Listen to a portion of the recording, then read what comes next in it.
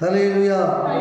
దేవుని సన్నిధానంలో ఇటు గొప్ప కార్యములు చూడాలంటే దేవుని నామాన్ని మరి మహింపరిచేవారుగా ఉండాలని దేవుని వాక్యము డేటగా తెలియజేస్తుంది. అయితే ఒక విషయాన్ని చూపిస్తాను మీకు.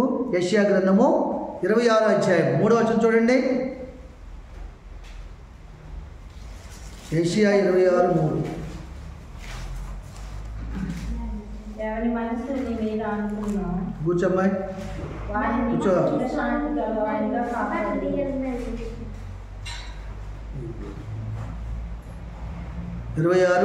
వచనం చదవండి.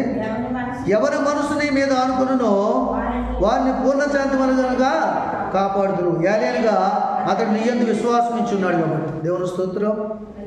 చూసారా, ఎవరి మనసుని మీద అనుకుంటుందో వాడిని ఏం చేస్తాడు దేవుడు? పూర్ణ శాంతి. నీకు అశాంతి అనేది ఉండదు. పూర్ణ శాంతి, పూర్ణ సంతోషం దేవుడు నీకు ఇస్తాడట. నీ మనసు ఎవరి మీద అనుకోవాలి? దేవుని మీద, దేవుని వాక్కు మీద, దేవుని మాటల మీద, దేవుని కార్యం మీద, విశ్వాసం మీద అనుకోవాలి. ఎవరి మనసుల మీద అనుకుంటుందో వారిని పూర్ణ శాంతి కలిగిన వాళ్ళుగా కాపాడుతుంది. చూసారా, నిజానికి కుమార్తె చనిపోయింది. చనిపోయిందని సంగతి అందరికీ తెలుసు, అతనికి కూడా తెలుసు. అతని మనసు ఎక్కడుంది చెప్పండి మీరు? ఎక్కడుంది? జీవం కలిగిన దేవుని మీద ఉంది. చనిపోయిన కుమార్తె మీద లేదు, బంధువులు చెప్పే ఆ హేళన మీద లేదు, అపహాసం మీద లేదు. వాళ్ళని కించపరుస్తున్నా, ఆయన అవమానపరుస్తున్నా, ఆయన విశ్వాసం గొప్పదయ్యి బ్రతికించి దేవుడి దగ్గర పరిగెట్టుకుని వెళ్ళాడు. అవునగా చెప్పండి. అప్పుడు ఆయన మనసు ఆయన మీద ఆనుకుందా లేదా? ఆనుకున్న మనసు శాంతి పొందుకుందా లేదా? పొందుకుందా లేదా? చెప్పలు కూడా దేవుని భయపడుతున్నాం. చాలామంది క్రైస్తవుల్లో మా బ్రతుకులో శాంతి లేదండి, సమాధానం లేదండి, అన్నీ నష్టాలేనండి అని ఎందుకంటారు చెప్పండి? నీ మనసు దేవుని మీద ఆనుకోలేదని ఈ మాటని బట్టి అర్థమవుతుంది. అర్థమవుతా లేదా మీకు? ఎవరి మనసు దేవుని మీద ఆనుకోదో, దేవుని వాక్యాన్ని ఎత్తుకోదో, విని విడిచిపెడతారో, వేస్తారు వాళ్ళు జీవిస్తారో, వాళ్ళ జీవితకాలం మంది కూడా ఎన్ని సంవత్సరాలు క్రైస్తవులు జీవించినా వారికి పూర్ణ శాంతి దొరకదు అని నేను చెప్తున్నాను. దేవుని వాక్యం చెప్తుందా? చెప్పాలి మీరు. నేను చెప్తున్నాను, దేవుని వాక్యం చెప్తుందా? దేవుని వాక్యం చెప్తుంది. దేవుని వాక్యం ఏం చెప్తుంది? ఎవరి మనసుల మీద అనుకుంటుందో వారిని పూర్ణ శాంతి కలిగి వారుగా చేస్తారు. చూడండి, ఈ 12 సంవత్సరాల రక్తరంగుల స్త్రీని చూసుకుందాం. ఈవిడి మనసు అంతకుముందు ప్రభు దగ్గర రాకముందు ఎవరి మీద అనుకుని చెప్పండి? ఏమ్మా, లోకం మీద అనుకుందా? సినిమాలకి వెళ్ళి చిక్కరికి వెళ్ళిందా? ఎవరు చెప్పు, ఎవరు చెప్పకండి. ఎవరి మీద అనుకుంది? మొట్టమొదటిగా డబ్బు ఉంది. ఈ డబ్బు బట్టి నేను ఈ ధనం బట్టి బాగు చూసుకోగలను, ధనం మీద అనుకుంది. తర్వాత ఇంకొకరి మీద ఎవరి మీద అనుకుంది? ఎవరి మీద అనుకుంది? బంధువుల మీద అనుకుంది. నన్ను డాక్టర్ యొద్దకి నడవలేకపోయినా నా దగ్గర ఉన్న డబ్బును బట్టి వాళ్ళకి దారి ఖర్చులు పెట్టుకుని సాయంకాలం 200, 300, 500 ఇచ్చి పంపిస్తాను కాబట్టి నా దగ్గర నా బంధువులు 4 చాపుకుంటూ వస్తారు అని బంధువుల మీద అనుకుంది. తర్వాత ఎవరి మీద అనుకుంది? డాక్టర్ మీద అనుకుందా లేదా? అప్పుడు బంధువులు వారంలో కుటుంబం పరిచయం చేస్తే ఆ డబ్బు పట్టుకుని వెళ్ళేవారు. వారం కిందని ఆమెను తీసుకెళ్ళేవారు, డాక్టర్ చూపించేవారు. రోజుకి 2 రోజులకు 3 రోజులకు వారం క్రితం డాక్టర్ మార్చేవారు. అయినను తగ్గేది కాదు, ఏమాత్రం అయిపోయేది కాదు. మందుల దారి మందులదే, డబ్బు దారి డబ్బుది, డాక్టర్ దారి డాక్టర్దే, బంధువుల దారి బంధువు అన్నట్టు. ఇలాగ చాలా కాలం జరిగింది. వారం కుటుంబంలో పరిచయం చేసి వాళ్ళు తీసుకుని వెళ్ళి వాళ్ళు ఏదో ఆవిడ పరిచయం చేసేవాళ్ళు. అలాగా చాలా కాలం జరిగిపోయింది. ఎంతకాలం జరిగింది? అది కముక్కుని మాట్లాడదు. ఎంతకాలం జరిగింది? ఎన్నిసార్లు వాక్య మీరు? కొన్ని వేల సార్లు ఉండి ఉంటారు. అమ్మా, ఎంతకాలం జరిగింది ఇలాగా చెప్పండి. ఇప్పుడేనని మీ నోరు తెరవండి. ఇప్పుడు చెప్తే మళ్ళీ రేపు ఒకసారి అన్ని చెప్పగలం, వేరే సాగు అడిగితే. అంతే కదా అమ్మా? ఇప్పుడు నేను ఇంట్లో 100 రూపాయలు ఉన్నాయనుకోండి, ఒకసారి చెప్పు 100 ఉన్నాయని, 10 సార్లు అయితే ఏం చెప్తావు? 1000 నేను చెప్తావా? 100 ఉంటే 100 ఉన్నాయని చెప్తావు. అవును కదండి? నువ్వు చెప్పండి. ఎన్ని సంవత్సరాలు ధనం మీద, బంధువుల మీద, డాక్టర్ మీద అనుకుంది? 12 సంవత్సరాలు. ఈ 12 సంవత్సరాలు ఆస్తి అంతా ఆత్మహత్యపూర్వం అయిపోయింది, కరిగిపోయింది కొవ్వొత్తులా. ఏమండి? బంధువులు ఇంకా డబ్బులు తరిగిపోయకూడదు. మొదటి వారంలో 3000 ఇస్తే 2వ వారంలో 2500 అలాగే తగ్గించుకుని 2200 అలా తగ్గించుకుని ఇస్తుంది. వీళ్ళకి మాట్లాడుకునేవారు.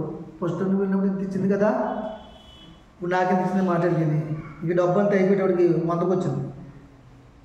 ఆ వారం 100 ఇస్తాను, వారం 100 రూపాయలు పని చేస్తారు, ఇంకెవరు వెళ్ళకూడదని నేను తీసుకున్నాను. తీసుకుని ఏం చేశారు, రావడం మానేశారు. డబ్బు అయిపోయింది. డాక్టర్లు కూడా అందరి దగ్గర తిరిగేసింది, ఆయనను తగ్గలేదు. అప్పుడు ఈ మాట వినబడి యేసుప్రభు త్రోవన వస్తుందని చెప్పి ఆయన ఎద్దకు వచ్చి ఏమీ లేకయే ఆయన మీద మనసు అనుకుని ఆయన వస్త్రపు చెంగు ముట్టితే చాలా నేను బాగుపడతాను విశ్వాసం తెలిసి ముట్టింది. బాగుపడిందా లేదా? చెప్పలు కొట్టండి సార్. ఎవరికైనా మీకు కూర్చోడానికి ఇబ్బంది ఉంటే వెళ్ళి కూర్చోండి. నిజం చెప్తున్నాను, చక్కగా వాక్యం, ఇబ్బంది పడక. Okay right. ఏం చేసింది ఇప్పుడు? ఆయన వస్త్రం ముట్టుకుందా లేదా? బాగుపడిందా లేదా? ఇప్పుడు ఆవిడ మనసు ఆయన మీద అనుకున్నప్పుడు పూర్ణ శాంతి వచ్చిందా లేదా? వచ్చిందా లేదా? ఏ చెప్పలు కొట్టండి. మరి మీ మనసు ఆయన మీద అనుకుంటే మీకు పూర్ణ శాంతి కలుగుచే దేవుడు ఉన్నాడా లేదైనా? అంటే మనకి ఎప్పుడు కూడా కష్టాలు, నష్టాలు, ఇరుకులు, ఇబ్బందులు, అశాంతి, ఏడుపు, దుఃఖం ఎందుకు వస్తుంది? మన మనస్సు ఆయన మీద అర్థమవుతుంది మీకు? అనుకుందా అనుకోలేదా? ఇంకనూ శ్రమలో ఉన్న వారికి వాళ్ళ మనసు ఆయన మీద ఆనుకోలేదని అర్థం. ఒకవేళ ఆనుకున్నప్పుడు శ్రమలు వస్తున్నాయి అనుకోండి, మీకు దేని నిమిత్తం రావాలి శ్రమలు వస్తే? దేని నిమిత్తం రావాలి శ్రమలు వస్తే? నీ కొడుకుని బట్టి, కూతురిని బట్టి, కుటుంబాన్ని బట్టి, భర్తను బట్టి, ఆస్తిని బట్టి, అంతటిని బట్టి, అప్పులు బట్టి శ్రమలు రాకూడదు. వాక్యాన్ని ప్రకటించిన బట్టి శ్రమలు రావాలి. అప్పుడు అగ్నిపడి శ్రమలు వస్తాయి. అప్పుడు ఏం పరలోక రాజ్యం చేరుస్తాయి. చెప్పలు కొట్టి అర్థమవుతుందా? ఇప్పుడు ఇంత సత్యము చెప్తున్న నాకు ఏదైనా ఒక బలహీనత వచ్చి చెప్పలేని స్థితిలో ఉన్నాను అనుకోండి, అది నిజమైన శ్రమ, అవునా కదా? అప్పుడు ఆ శ్రమను బట్టి దేవుడు ఏం చేస్తాడు? ముట్టు సొత్తుపరిచి మరీ బలంగా వాడుకునే నామాన్ని మహిమపరుచుకుంటాడు. దేవుని స్తోత్రం. ఈరోజు క్రైస్తవులందరూ కూడా అప్పుల్లో మునిగిపోవడానికి, నేను అది తెలుసుకున్నంత వరకు, నా మనసు ఆనుకున్నంత వరకు నేను చాలా కష్టాలు పడ్డాను. మీకు తెలుసు, చాలా ఇబ్బందులు ఎదుర్కొన్నాను. ఈరోజు నాకున్న క్షేమము, నాకున్న నెమ్మది, నాకున్న ఆనందము ప్రపంచంలో 5 మినిస్టర్లకు కానీ, ప్రపంచంలో ఉన్న 5 మినిస్టర్లకు కానీ, ముఖ్యమంత్రులు కానీ, అధికారులు కానీ ఎవరికి లేదని చెప్పగలను. వాళ్ళందరికంటే ఎక్కువ నేను ఆనందించగలను. దేవుని స్తోత్రం. ఎందుకంటే వారందరూ అధికారం మీద, దేశాల మీద, ఐశ్వర్యం మీద ఆనుకుంటారు. నేనైతే నా దేవుడిని యెహోవా వాక్కు మీద, దేవుని మాట మీద ఆనుకుని నెమ్మది పొందుకుంటారు. ఆమె కాబట్టి వారి జీవితాల్లో ఎవరిని బట్టి వారి మనసు యేసుప్రభు మీద ఆనుకోబట్టే కదా చనిపోయిన కుమార్తెని బ్రతికించుకున్నాడు. 12 సంవత్సరాలు అంతా పోగొట్టుకుని ఆఖరిలో ఆరోగ్యాన్ని సంపాదించుకుంటాను, అవును కదండి?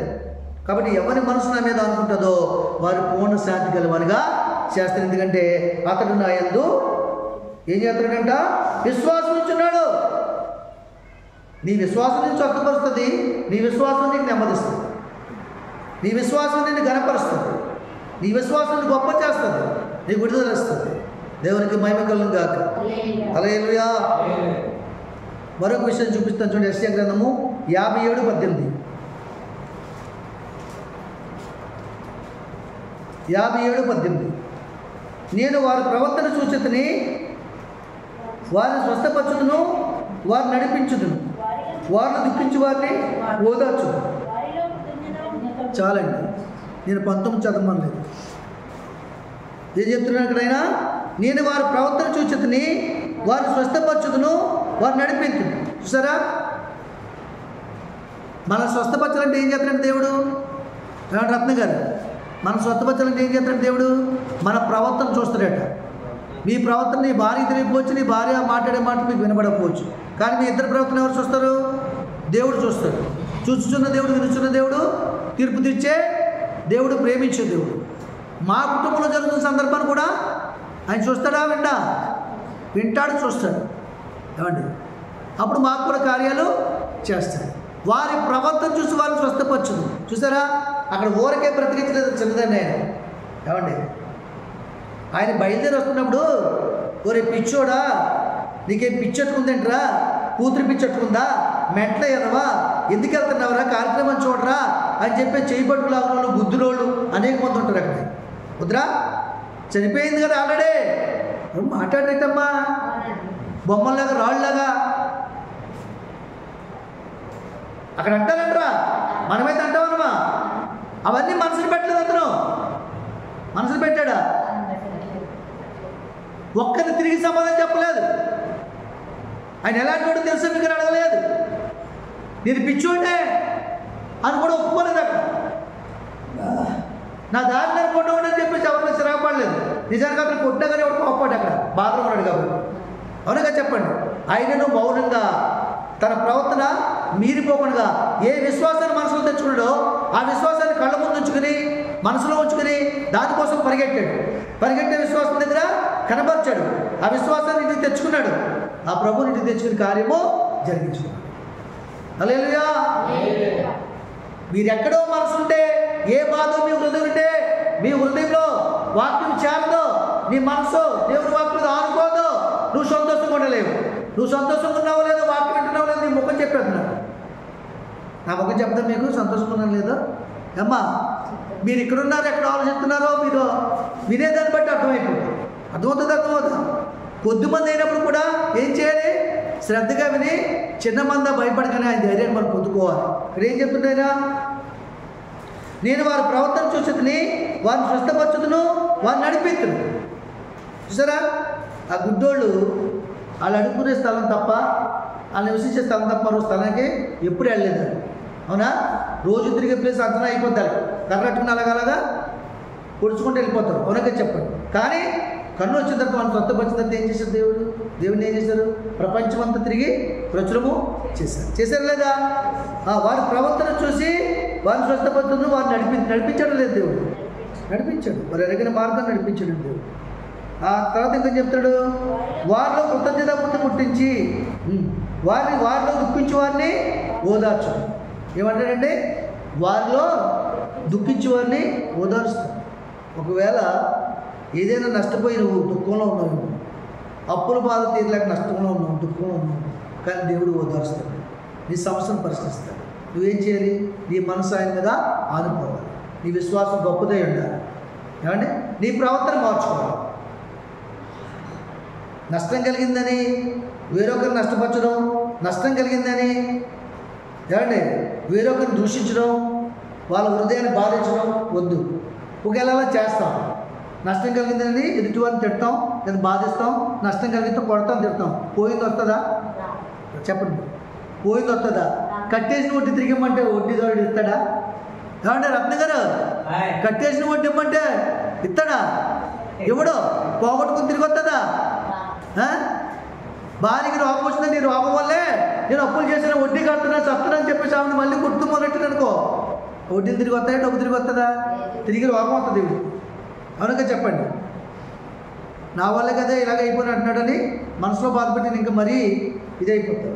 కాబట్టి మనం తెలుసుకోవాల్సిన జడ్జిమెంట్ అంటే, నీకే నష్టం కలిగినా, నీకే దుఃఖంలో ఉన్నా, ఏ వ్యాధుల్లో ఉన్నా, నువ్వు దేవుని మీద ఆనుకుని నీ విశ్వాసం గొప్పతాయి కన్నీటి ప్రార్థన చేసి ఎదుటివారిని దూషించకుండా, నీ కలిగిన నష్టాన్ని ఊరందరికి పంచకుండా మౌనంగా దేవుని కోసం ఎదురు చూస్తే రెట్టింపు ఆశీర్వాదం ఇస్తాడు. మీరు ఎలా చెప్పగలుగుతారని పాస్టర్ గారి మాట మీకు జరిగితే బాగుంటుంది అన్న ఆలోచన మీకు రావచ్చు. చూడండి, యోబు గారికి నష్టం కలిగిందా లేదా? తన తప్పుదల బట్టి నష్టం కలిగిందా? లేదు. తను చేసిన పాపం బట్టి నష్టం కలిగిందా? ఒకే రోజు కుమారులు చనిపోయారు. ఆస్తులన్నీ కాలిపోయి, గొర్రెలు, మేకలు, గాడిదలు అన్నీ చనిపోయలేదా? మాట్లాడేటమ్మా, చనిపోయారు లేదా? చనిపోయారు. ఎవరి కోసం? దేవుని ముందు సవాల్గా నిలబెట్టుకున్నాడు అతను. ఏమండి, అతని విశ్వాసం గొప్పదై భార్య కూడా దూషించి వెళ్ళిపోతే మూర్ఖురాలి వాళ్ళు మాట్లాడుకో. మనం దేవుని ద్వారా మేలు అనిపించదగదా, కీడు అనిపించదగదా? అది ఎందుకు నిమిత్తం జరుగుతుంది కనిపెట్టి మనం ఆయన మీద ఆనుకోవాలి కదా అని అడిగాడు కదా లేదా? నోటి మాటలో కూడా భార్య చెప్పేసి కించపరచలేదు, దూషణ మాటలు మాట్లాడలేదు, మూర్ఖురాలు వల్లే మాట్లాడుతున్నాడు. మూర్ఖుడంటే ఎవరు? మూర్ఖుడంటే మనిషి కాదు. అక్కడ మూర్ఖుడంటే అపవాది. అర్థమవుతుందా? మూర్ఖ స్వభావం, దుష్టత్వం, దుర్మార్గం ఎవరిలో ఉంటుంది? అపవాది సంబంధంలో ఉంటుంది. దేవుని బిడ్డలో ఉండదు. ప్రేమ, సమాధానము, మంచితనం, దయలతో ఉంటుంది దేవుని పిల్లల్లో. కాబట్టి మూర్ఖురాలు వల్లే మాట్లాడుకో అని చక్కగా మాట చెప్పలేదా? రెట్టింపించడం లేదా? దీన్ని మీరు నమ్మితే ఎప్పటి నుంచైనా సరే మీకు కలిగిన నష్టాన్ని మీ అవిధేయత వల్ల కలిగిందని ఒప్పుకుని విడిచిపెట్టి, నీ వ్యసనం ఇంకా విడిచిపెట్టకుండా దానివల్ల నష్టం కలిగిందని ఒప్పుకుని విడిచిపెట్టి, ఇంకనూ నీ అపహాసం, నీ ఫోన్ మాట్లాడే పరిస్థితి, మనుషుల సంగతి కోరుకుంటే ఆ మనుషుల వల్లే ఏమవుతుంది? నీకు శ్రమ వస్తుంది. ఈరోజు ఒక కుటుంబం కలిగి ఉండి ఒక స్త్రీ ఒక పురుషుడు, అతను అలాంటోడు, అతను అలాంటి ఆమె అందరితో మాట్లాడుతుంది, పళ్ళుకి లెత్తది, ఈ పద్ధతి లేదు, ఈ పరిస్థితి లేదు, ఈ కుటుంబంలో విలువ లేదు, అత్తకే కోళ్ళకి పడదు, కోళ్ళకి అత్తకి పడదు, కూతురికి తండ్రికి తల్లికి పడదు, కొడుక్కి తండ్రికి పడదు, ఇద్దరు ఖర్చుకుంటారు రోజు ఇంట్లో, ఒకరికొకరు మాట్లాడరు. దేనివల్ల వస్తుంది పరిస్థితి? దేనివల్ల వస్తుంది? మీ మనసు దేవుని మీద అనుకుంటూ వస్తుందా? ఎవరి దారి వాళ్ళదే, ఎవరిష్టం వాళ్ళదే, ఎవరి ఫోన్లు వాళ్ళవే, ఎవరు మాట్లాడవే, ఎవరి సాంగత్యాలు వాళ్ళే. సిగ్గులేని బతుకులు, సిగ్గులేని బతుకులు, సిగ్గులేని బతుకులు జీవిస్తున్నారు జనాలు. అందుకే కుటుంబాల సమాధానము లేదు. లేదా దేవుడు సమాధానకర్త కదా? సమాధానకర్త తెలుసుకుని బ్రతకడానికి దేవుడు మనతో మాట్లాడాడు. విడిపించే దేవుడే, గొప్ప చేయ దేవుడు, సమాధానం ఇచ్చే దేవుడు. విని విడిచిపెట్టేలాగుంటే ఈరోజు వయసు, ఈరోజు అన్నము, ఈరోజు పొగరు, ఈరోజు డబ్బు నీ దగ్గర ఉండదు. ఒకరోజు మంచాన పడితే అయ్యో నా బోధకుని మాటని త్రోసివేశాను, నీతిమంతుడు చెప్తున్న మాటనే అతను నోటు మాట అనుకున్నాను కానీ దేవుడి నోటి నుంచి వచ్చే మాట అనుకోలేదని నువ్వు ఆ రోజు పశ్చాత్తాపడిన అవకాశము ఉంది. దేవుడి మాట దీవించింది గాక. ఆమేన్. ఆమేన్ చెప్దాం, స్తోత్రాలు చెప్దాం, సంతోషం ఉన్న వాళ్ళని స్తోత్రం చెప్దాం. హల్లెలూయా. ఈ మాటల ప్రకారం జీవితంలో స్తోత్రాలు చెప్దాం. హల్లెలూయా.